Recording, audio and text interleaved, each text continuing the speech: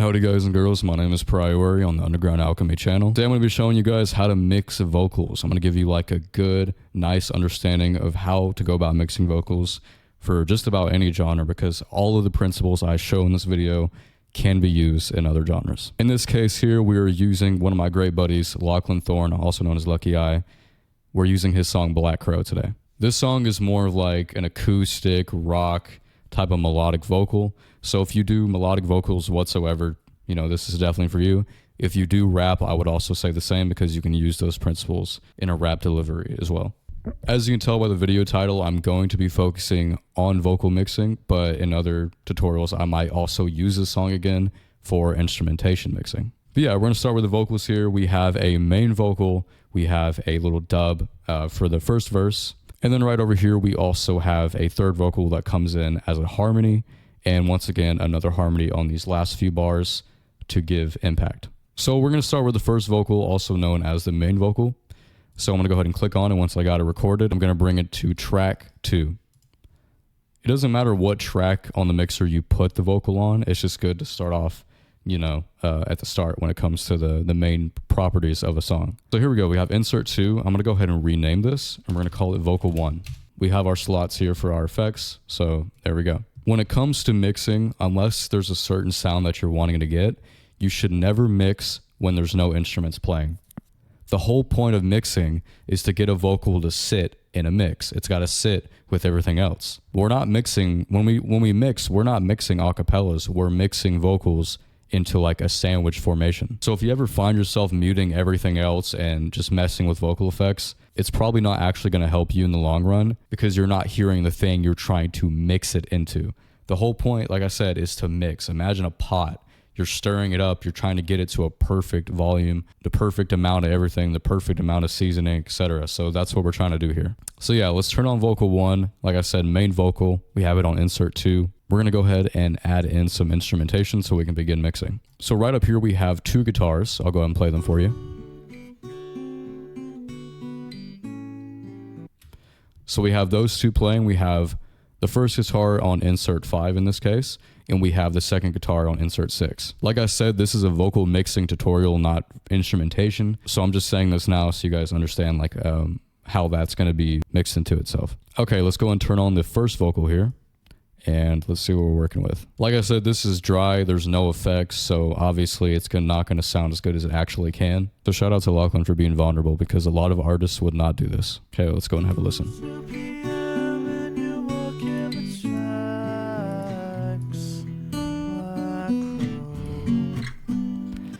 You know, interestingly, like I said, that's with no effects, no auto-tune, no nothing. So you can tell the guy is a good artist. But one thing I will say, with a track like this, somehow that worked. Like, obviously there's certain things we can do to make that vocal pop more and not be so dry, but like, that already sounded good. And I think that really is a testament to, at the end of the day, if you're not a good musician, mixing's not going to help you. You have to be able to make music to be good at music, you know? Autotune will only get you so far if you can't actually sing, or if you don't actually sound good at all. But of course, we are in a modern world and we must mix our music so it can be platform ready. So yeah, we're going to go ahead and start mixing this first main vocal. So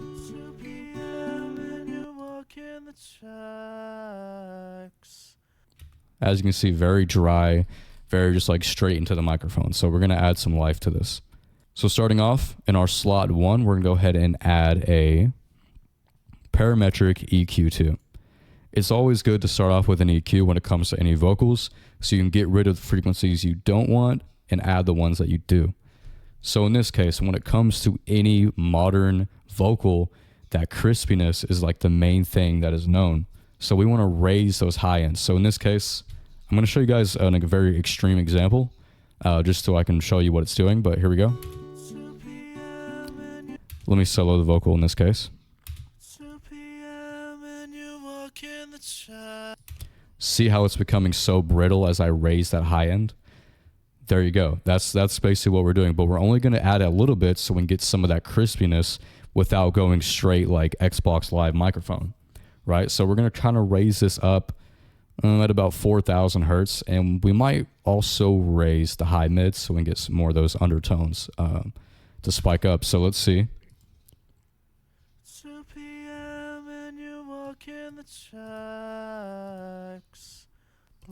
Just a slight little thing, and you'll notice this when it comes to mixing.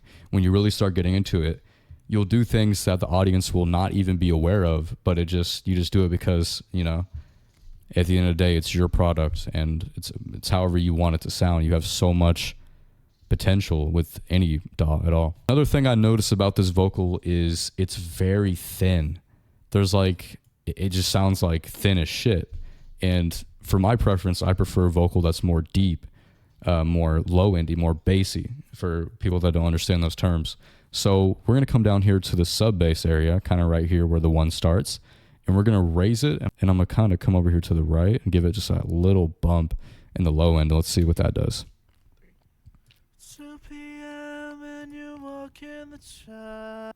So I'm going to go ahead and make it more extreme for y'all.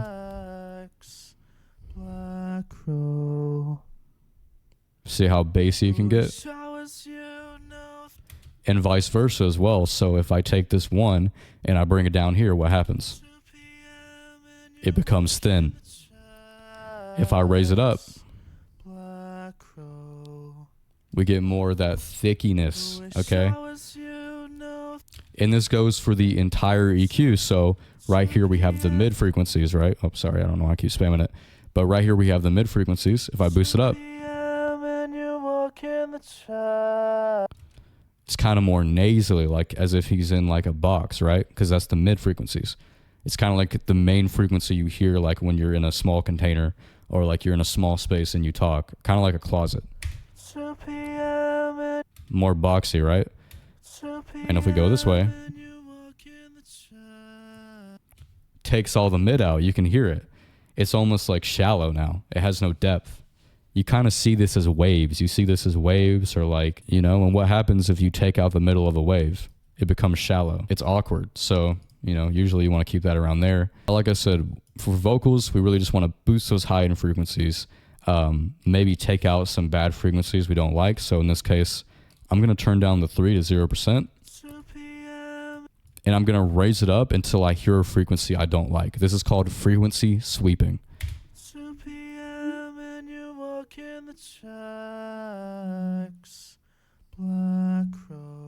Don't like that. So what I'm going to do is I'm going to go down right there and take it out, kind of add some more volume to it so it's more of a shallow drop. And we're going to have it about there. And once again, these things, unless you're a mixer, you're not going to notice these things at all. So it's just like little things we're adding to make the vocal higher quality in the end result. I don't think anyone should be lazy when it comes to mixing. I think if you want to put out something, you should be trying. So yeah, that's the basis of the EQ there. Obviously, there's more, especially when it comes to instruments. But for vocals, I would say this is a pretty good graph. Usually, though, many people will take out the low end because it makes it more crispy and makes it cut through the mix a little better. So more bass in the song can be played without the vocal like taking over it. So a lot of times people will add something called a high pass filter, and it's basically a little slope in the bass region. And the more I drag this to the right, the more it takes the life out of it. But sometimes you want that. You want that so then it can cut through the mix better. Add it back.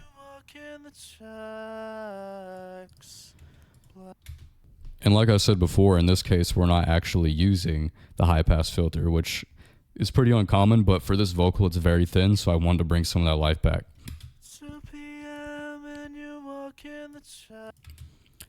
Okay, so that's the basis of the vocal EQ. Hope you guys understood that. Hope you were following along. I should have mentioned before, but this is with all stock plugins, so you don't have to worry about getting any external plugins, although I would recommend it. All right, so now that we've EQ'd our vocals, let's compress them down. So we're going to come over here, slot 3 in this case. We're going to go down to fruity compressor and the dynamics. So I'm not going to explain everything here, but I'm going to explain what a compressor does in case anyone doesn't know. A compressor compresses the volume of a vocal or instrument, whatever it is. It doesn't have to be those things. But it basically smushes something down to make sure it isn't too loud and it isn't too quiet, which is great because you don't want a song to have super loud parts and then super quiet part. You want it to be something that someone can listen to all the way throughout and not have to turn the volume up and down. That's a very inconsistent mix and something that we want to stay away from. Now, one of the most important things in a song to compress that you absolutely have to is the vocal. And it's because of how dynamic a vocal can be. You can be super loud in one part of your delivery and then go super quiet. So we need to make sure to squish it down and to make it even. So what we're going to do is we're going to pull back the threshold, I'm going to say to -14. This is basically just stopping it from going to a certain level. Ratio, you don't really need to understand that. In this case, I'm going to probably put this to like 801, something like that. It doesn't have to be exact. Your gain is how much gain you add after compressing. So for example, if it's too quiet, you can go ahead and boost this up to make it louder, and obviously it'll stay compressed. Attack and release really doesn't matter. The attack is basically how fast the compression happens. So I mean, if you go too much on the attack, like 0, then it'll probably make it sound unnatural and suffocating. So you kind of want it to be a little up there, so then it starts off normal and then compresses as it is played through. Type hard is going to be more, like I said, an aggressive compression. It's going to hit it. And then something like soft is going to be more like mellow. It's going to kind of slide the compression in without being super overbearing. So yeah, we're just really ironing down the vocals there. So there's our compressor. You guys understand, you don't want it to be too loud. So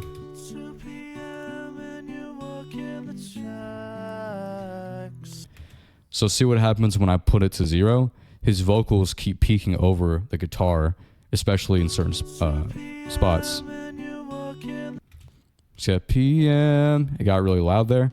So we're going to pull that back to 15. See, now it's flat. It doesn't get louder when he says PM. It stays the same throughout the entire thing, and that's what we want.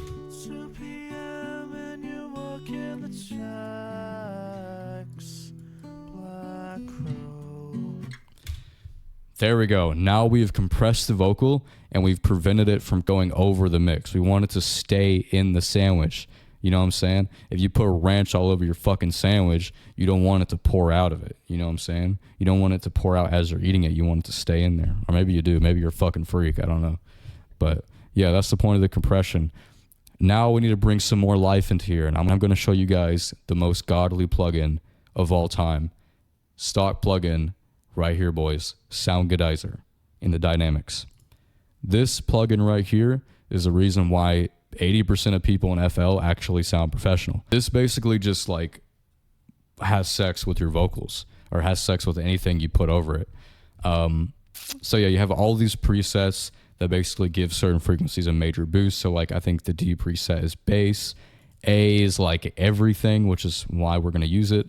And B and C is like, I don't fucking know, maybe like mids and highs and shit. But yeah, we're going to use A because I'm pretty sure it just completely boosts everything across the board.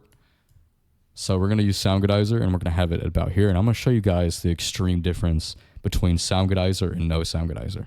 Here we go. So this is no Soundgoodizer on. 2 p.m. and you walk in the tracks. Now this is with Soundgoodizer. 2 p.m. and you walk in the tracks. Black Crow. So it basically just brought it to life. That's how it sounds without it. Black Crow. So yeah, I really just brought it out, made it seem more high quality, more lifelike. And in this case, when we add a Soundgoodizer, it boosts everything. So sometimes you'll have to come back and, I mean, maybe even add an EQ below it, so then you can take out some of the frequencies you don't like that the Soundgoodizer added onto it. So, you know, we could, let's see.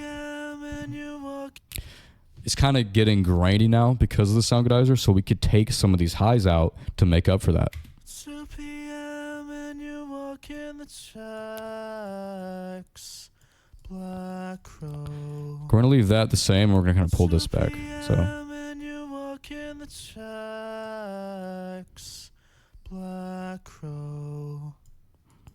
So we're just getting kind of rid of that TV static, and we're just dipping some of these presence frequencies down a little bit, giving it a little slope. Like I said, you want to imagine this to be like a whole ocean, and what happens when you take out certain parts of it. Okay, so we have our EQ, we compressed it, we put on our soundgodizer, and then we EQ the soundgodizer to make it more of our liking. So right now we kind of have a bare bone vocal mix, but there's one main effect that we're missing to make it sit more in the mix. Now don't ask me why I do this, but when it comes to this effect, I always put it in slot 9.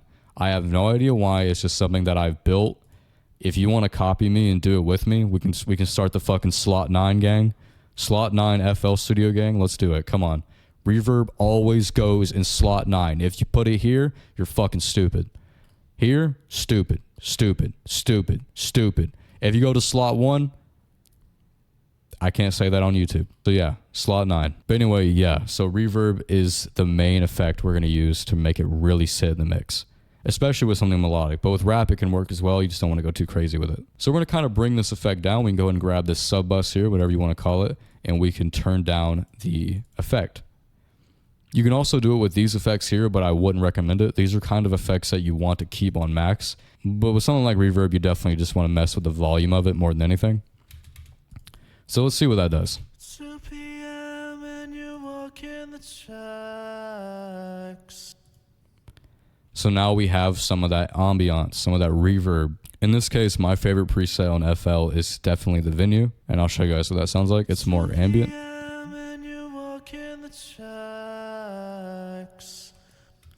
And obviously if we max it out, it gets crazy.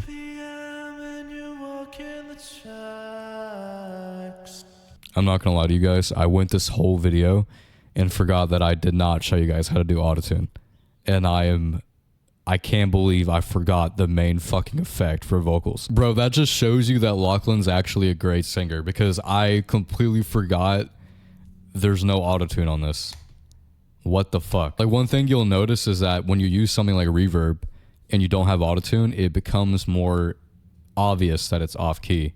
But Lachlan can actually sing on key, so like I didn't even notice it, and I probably should have fucking mentioned that at the start of the video. So I'm a bit late to it, but I'm gonna go and show you guys. I'm sorry. Damn, I feel like an idiot. Autotune always goes in slot 1 because it's the first effect that we want to happen to a vocal. Yes, the order does matter. So if I were to put the reverb at the very top here, it would go reverb on the dry vocal, and then it would use all of these effects on the reverb, if that makes sense. I'm really trying to explain it like in the best way. But basically just know that the order from 1 to 10 does matter, and it starts as a stack. Any vocal below slot 1 is stacked. So that's why we want the EQ first, because we want to EQ the dry vocal. Then we want to compress the dry vocal. Then we want to add an enhancer to it. And then we want to EQ the soundgodizer. And we also want our reverb to be, you know, in slot 9, slot 10, slot 9 gang though, because we want reverb to be the last effect on the whole vocal. Because we want every effect to be reverb. We don't just want the dry vocal to be reverbed. We want the whole thing to be reverbed. So we bring it down to slot 9 gang. Now let's hear it over this one guitar layer. Actually, I'll do 2, even though it might be too quiet now, but that's why we're going to volume match.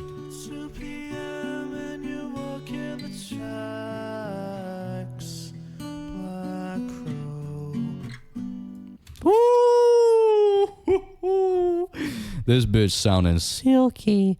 Okay, anyway, I forgot to, I just fucking forgot. This is why you don't make a tutorial while you're high. Once again, I forgot to add autotune because he's such a good singer. So we're gonna go to more plugins. I might have done that too fast. Slot 1, more plugins, and we're gonna type in Pitcher, which is the built-in autotune for FL Studio. So yeah, we're gonna add that to slot 1. Always do that. Slot 1 gang for autotune. And for this type of song, it depends on what genre you're doing. So speed is how much the autotune is taking effect. So if we put this all the way at fast, it's gonna be T-Pain, right? If we put this at medium, it'll be more like, you know, pitch correction, just a slight autotune to make you sound more on key, which I recommend to majority of artists. And then slow is gonna be like, basically you can't notice it. You're not going to notice it, which to that point, I mean, if you go below like this notch, then I don't even think you should have it on. The least I would go is probably right here. This I feel like is the most natural tone while also making a difference, is the notch right before medium.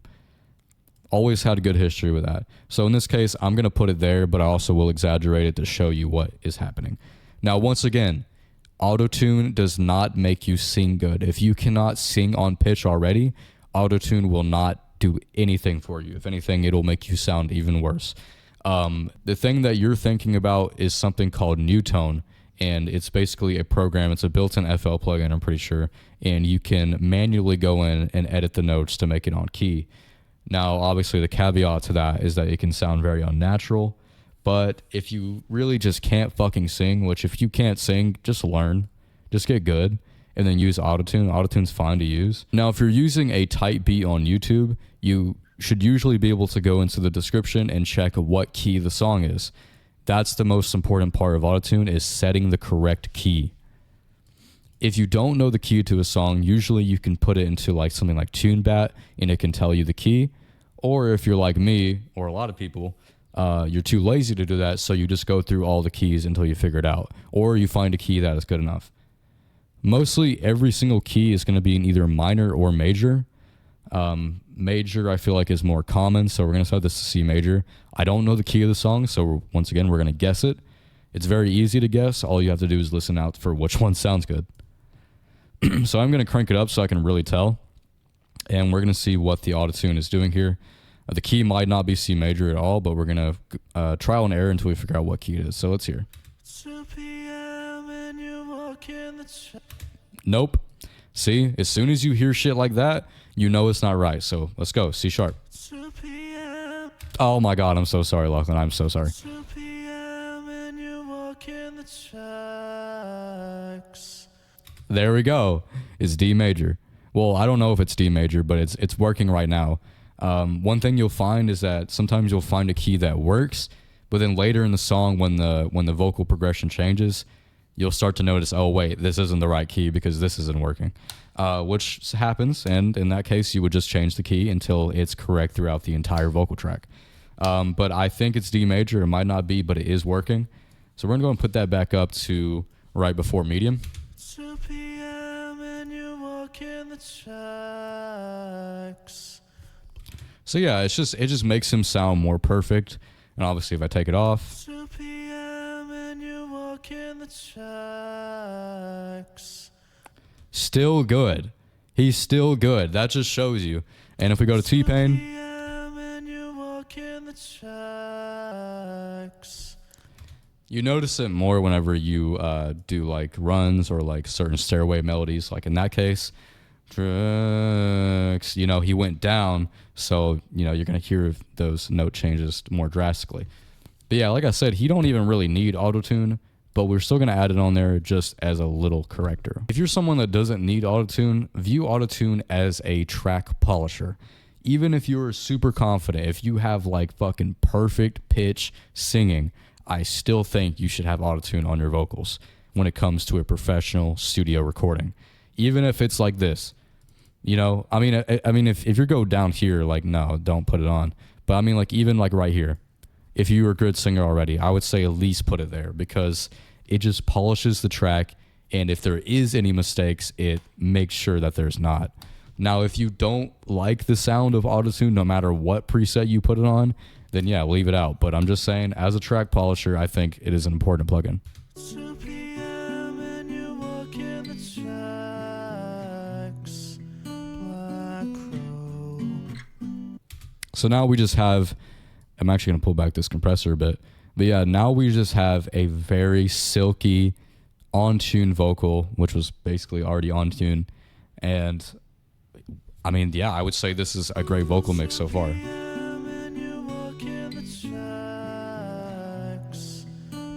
We could exaggerate the reverb as well. For Lachlan's voice, and I know for his own mixes, he's not a fan of like very ambient vocals. So I probably won't be doing that, even though this is for the tutorial. But it is cool to hear his voice like in that super ambient tone, because I'm so used to hearing him like more on that dry side. 2 p.m. and you walk in the tracks. Black Crow. Wish I was you, no thoughts to attack. So there we go. We basically have our vocal right here. It's completely sitting in the mix well. Not much volume matching that had to be done. I turned it up a little bit to 0.9 dB. I messed with the compression, the reverb amount. All of this stuff is going to help your vocal sit in the mix. Moving on, we now have the second vocal. Let's hear that. 2 p.m. and you walk in the trap. So yeah, once again, it's just a nice little background vocal. No mix on it. So what we're going to do, since we already have a good mix for the main vocal, we're going to come over here, we're going to right click, file, and we're going to save it. And we're going to save this as Lachlan vocal. Or we could do, you know, Black Crow vocal, whatever, you know, fits your song. Come over here to the insert we set for the second vocal. We're going to go to File, Open Mixer Track State, and we're going to open Black Crow vocal. And there you go. Now you have another insert with the same effects. Make sure that you do not put more than one vocal on the same insert. Never do that. I know a lot of beginners might be like, okay, let me just be more, let me save time and put each vocal to the same track, right?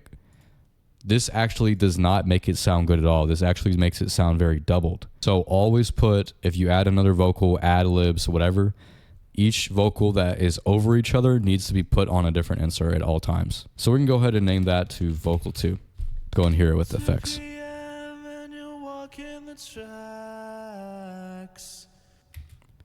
So yeah, same effects on.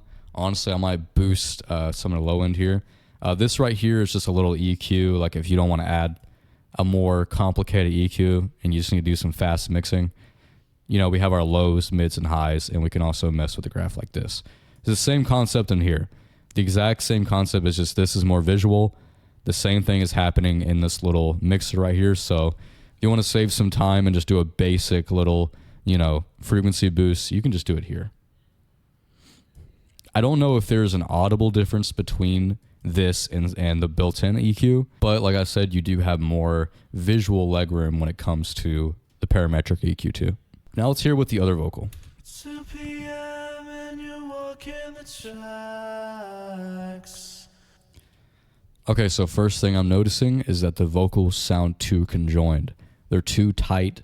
There's not enough spacing. So what do we do to add space in a vocal mix? Well, we could either pan it, which means put it into different ears. So I'll show you. 2 p.m. and you walk in the tracks. Black Crow. If you're not already using headphones for this video, I'd recommend it just so you can hear all the nuances that are happening. But yeah, that's what panning does. So then we have one vocal that sits in the center of the mix, the center of the panning, and we have one that sits on a different side, so it has its own space in the mix. Listen. 2 p.m. and you walk in the tracks. Black Crow. Yeah, so now we have that little panning. Something that I like to do is when it comes to at least 2 vocals, if you add more, then you know you would do even more. So if you added like 3 vocals, you'd want one of the vocals to be panned left and you'd want one of the vocals to be panned right. You know, that's just an example. In this case, he only did 2 vocals for the mains. So what I'm going to do is I'm going to double click on the second vocal. I'm going to come over here to this little light bulb and I'm going to drag the stereo delay to the right. And what's going to happen here is it's going to create a delay on the left and right side and make the sound more wide. So now I'll show you. 2 p.m. and you walk in the And then without. 2 p.m. and you walk in the trap. So yeah, it's just expanding the vocal across stereo field. So now we can just do that, have it more even, so we can kind of make one vocal sound like 2, and then we can put the main vocal over it. 2 p.m. and you walk in the tracks. And now both vocals kind of have their own seat in the vocal mix. I kind of think about it like that. You know, we're in a vocal mix. Everyone has to have their own seat. This is, you know, the seat of the second vocal. There's more we can do as well to make it stand out, such as removing the reverb, make it more in the face. Or we could add even more reverb to the second vocal to make it stand out in the mix.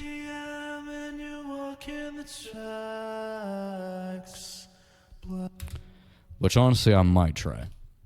Alright, let's hear it so far.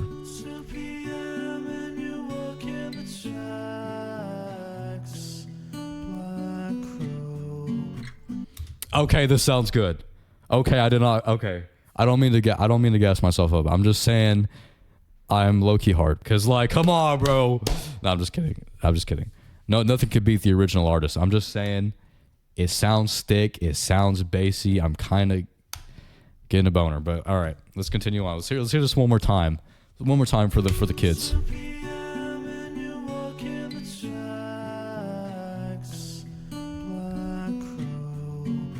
Oh, I'm thick.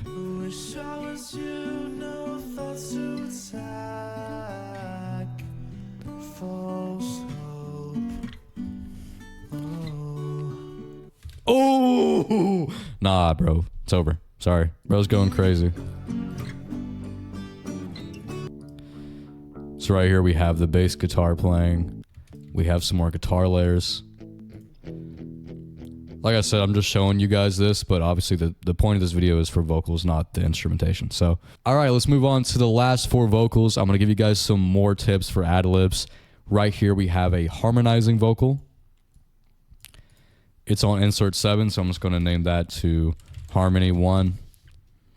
We're actually going to apply the exact same mixer track state, once again, Black Crow vocal, but we're going to add one special effect to make this harmony poke out even more. So first, let's hear it. If only I had the courage to kill my vices. Obviously, that's not supposed to sound super good on its own. It's supposed to sit in the background and be an extra layer of harmony. So I'll show you here. If only I had the courage to kill my vices. All right, so we're going to go ahead and turn off stereo delay because I feel like it's being used too much. And we're going to drag this maybe like 45% to the right. I'm doing it here, but once again, you can also do it on the track state. So we're going to do, 45. So it's more on that right side.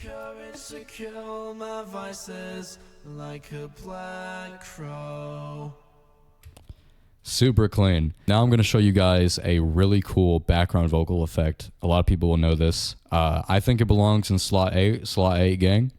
It is called Fruity Chorus, and this is what it sounds like. So it's kind of like that. I'm trying to think of like which artists are known for it, but I guess like that Travis Scott type of like doubled alien sound. That's like the best way I would describe to someone that doesn't understand it. Might know the effect, the chorus pedal if you play guitar, or if you know any guitarists like Kurt Cobain that used it on songs like Come As You Are.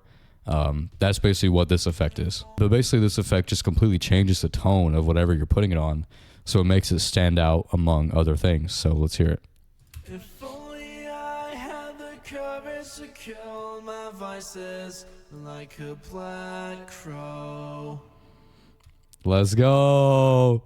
So now we added kind of like that nice, smooth, glassy undertone. I would probably classify it as like glassy, almost like a bubble. I don't know. It's kind of weird when you think about like the way that people perceive sound, like they try to think of words to match it, but that's really what I can think of. When it comes to chorus, I think it's very deep, bubbly, and glassy. I don't know. I'm kind of stupid.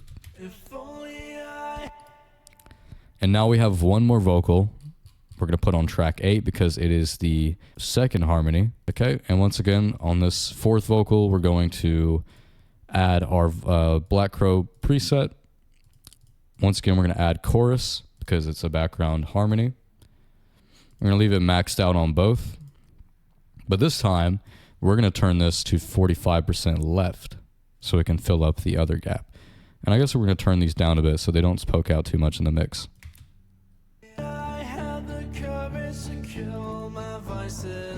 Like a black crow. He lost his father's but at least he's alive. I could never call. If only I had the courage to kill my vices like a black crow. He lost his father's but at least he's alive. I could never call.